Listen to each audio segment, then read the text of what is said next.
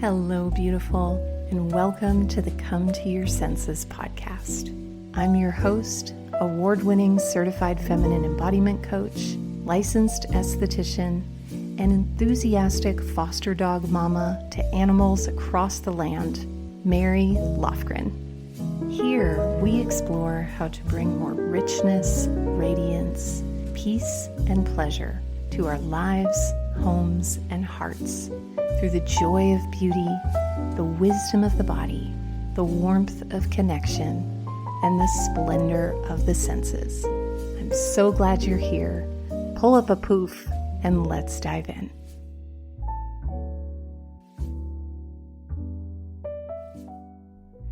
Hello, beautiful beings, and welcome to today's episode, which is The Sensualist's Way Through Overwhelm. And so I want to start with a story, which is that when I was a little kid, sometimes my parents, bless them, would give me a foot massage before bed. They'd tuck me in at night and I'd say, "Will you rub my feet?" And they would. And sometimes in the morning when I would wake up, I'd say, "Can you rub my back?" And my sweet, loving parents would honor my requests. And then I'd go to school and I was the first to be picked up, last to be dropped off. So I'd be picked up at some ungodly hour, like 6:45 in the morning. And then sometimes wouldn't get home until like 4 or 4:30 because we went to school kind of far away from where our home was. And I remember being in my scratchy uniform, sitting at my little wooden and metal desk, wearing Catholic school tube socks, these navy blue scratchy socks, knee socks, and fantasizing like around, 1 or 2 p.m. after lunch that I could stop time, go into the coat closet, lay down on my jacket, take a nap, and have someone massage my feet. And I look back on this memory so tenderly, because what I see is really part of my origin story as a sensualist, which very simply is just someone who seeks to live life more fully through experiencing life through the senses and through the body. And what I also see is the origin point of the disconnect from my body and from honoring the body's needs as a necessary fuel for flowing through life rather than forcing life and forcing myself.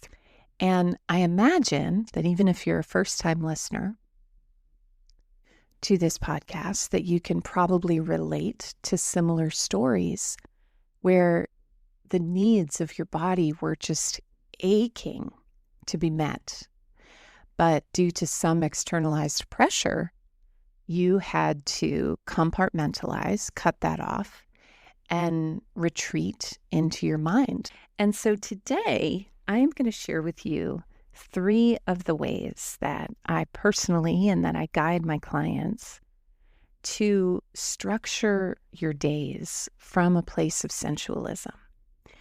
Sensualism and living from the body and the senses has unlocked the deepest chasms of my creativity, such a frequency of self-love and kindness that weaves through my day as a golden thread, and an ability to ground into presence in a way that meets the unique needs of the way that my body is wired.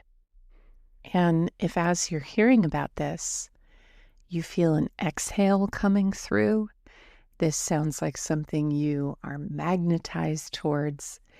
And most importantly, this sounds like an approach that you'd love to layer into your life, not just as a stopgap for intensity and overwhelm, but more as a lifestyle and a way that you want to unfurl through life. I would love to invite you to join me this Saturday at a workshop that I'm hosting called The Everyday Sensualist. And it's a 2-hour workshop. There will be a replay. We are going to deep dive into understanding the unique needs of the feminine nervous system, how to layer more small rituals of peace and pleasure into your days. But even more than what you do, because there is certainly no lack of information in this world on ways we can do things and things we should be doing, different ways of thinking your way through life as a sensualist, ways to redefine and reclaim the essence and nature of your sensuality as simply being in your body on a more frequent basis through the magic and the power of your senses. And so this is a one-time only workshop happening this Saturday, June 14th. It's 2 hours. It's $27. It will be recorded. It's a super accessible way to work with me and to take a deeper dive into some of what we explore here on the podcast. And once again, make it less of an idea and an abstract concept and more of a lived experience in your being and your body. And you can join us for this workshop at the link below this episode, or if you go to marylofgren.com/workshop. And I would love to see you there. And now on to today's gems, the sensualist way through overwhelm.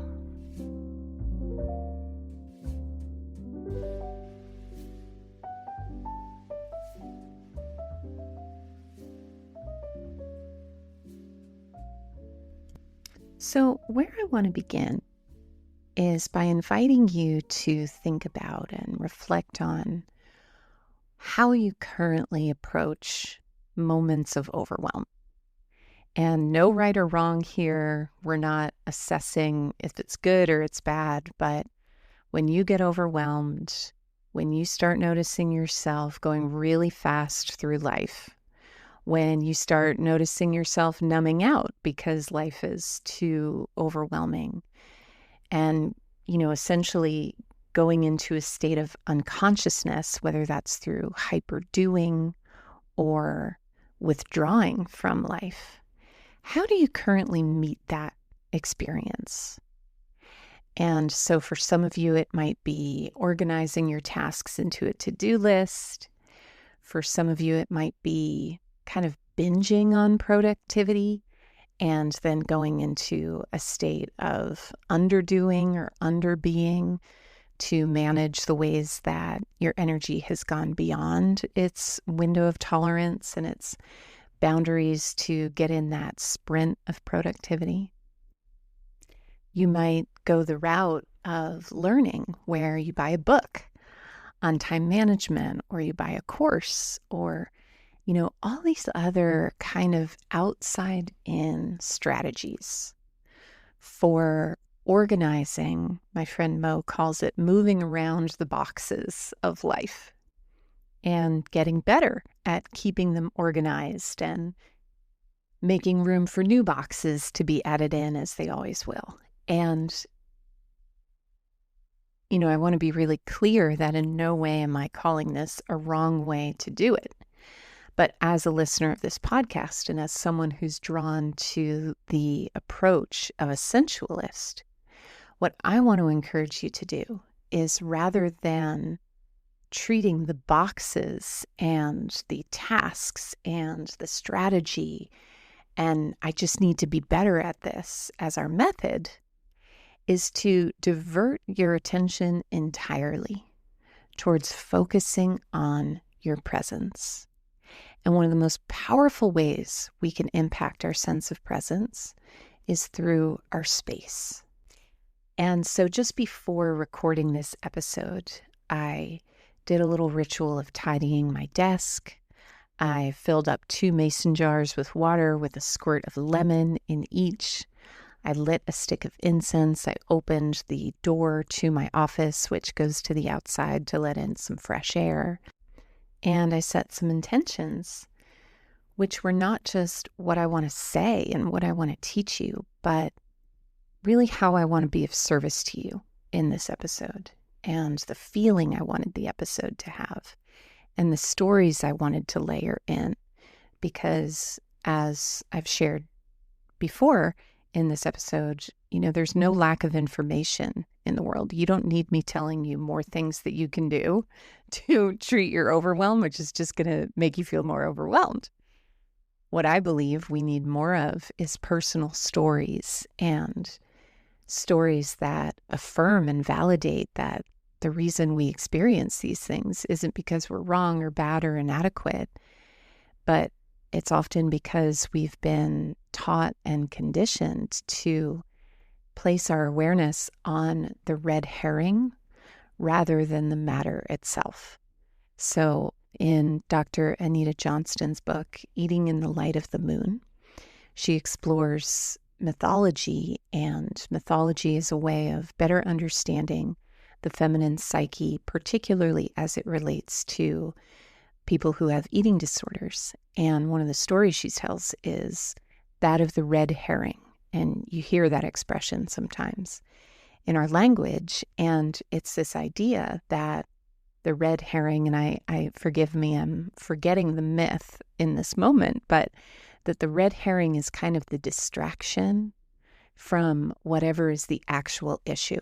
So in the case of disordered eating, the red herring is your nutrition and your exercise and how many calories you burn and, all these kind of insane ways that we manage the body, but that the deeper issue is our relationship to our sense of self and to desire and to nourishment and to appetite. And so focusing on the red herring is focusing more on the visible symptom than the actual less visible underlying cause. And this approach does take more work. It takes more time. It probably would have been, I don't want to say easier, but less time consuming for me to just prattle off the thoughts in my mind and spill them onto the audio track. But by taking the time to organize not just my thoughts, but my presence, my intention, my heart's real longing of bringing this piece of art into the world, which is what each of my podcast episodes are to me. I know deep, deep, deep in my soul that the impact of that is going to have a greater ripple on my audience, a greater ripple on my community, a greater ripple on my sense of success, and a greater ripple on my ability to move through the rest of the tasks of my day, because my attention in all of its facets has been poured into this task. And there's no parts of me hanging out wondering, should I have done this better?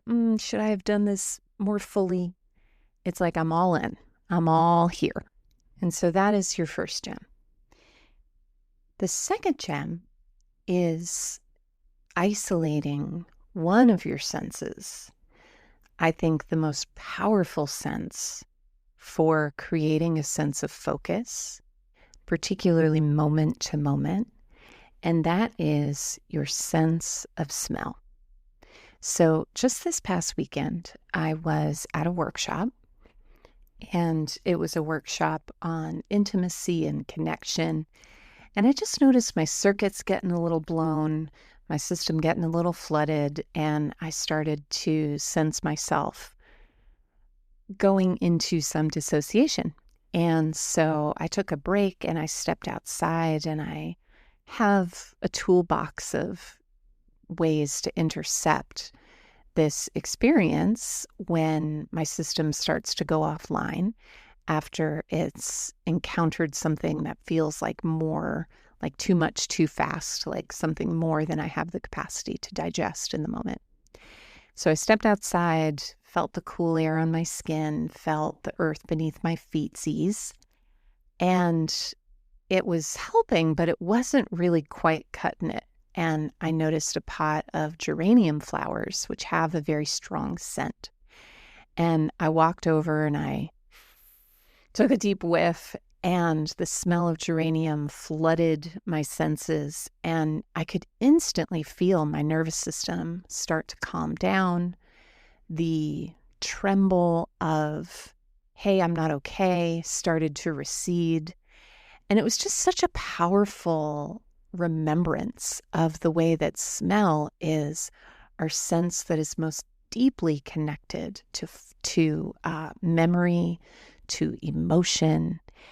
And when it comes to a sense of overwhelm, smell can be one of the quickest, most reliable inroads to presence. And so some practical ways that you might bring that into your life are keeping essential oils on your nightstand first thing in the morning, last thing of the day. One of the rituals I'll have my clients do in the sanctuary, which is our membership community, is something called the rosette ritual.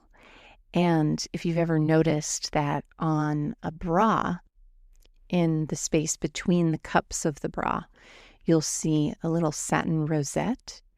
And it's thought that that is a historical nod to our corset-wearing ancestors who would place flowers and fresh herbs in their corsets for an aromatic effect. And so the rosette ritual is to sprinkle some fragrance or some essential oil onto a tissue or a piece of cotton and to tuck it into your bra so that all day you might pick up the aroma and the fragrance and use it as a cue to melt open through the heart and to sink the shoulder blades down the back and to use this sense of hypnotic, intoxicating aroma to come back to your body and come back to your sensuality and allow your sensualist ancestresses to pass down their vivacious wisdom through your ancestrally connected sense of smell. And that brings me to our final gem, which is, as I'm preparing for the Everyday Sensualist this weekend, one of the things that I'm going to be teaching about is that there's two approaches to sensualism and this more embodied way of life. One is as a stopgap to plug up holes in the dam of your overwhelm. And the second is sensualism as a way of dismantling the dam and creating more of a river of flow for this way of life to actually change your life. So one of the most common questions I get is, how can I possibly be a sensually alive person when I work in a really masculine field, or I have 3 sticky-faced children hanging off of my body day in and day out, or I have to work like a dog in the grind just to get by?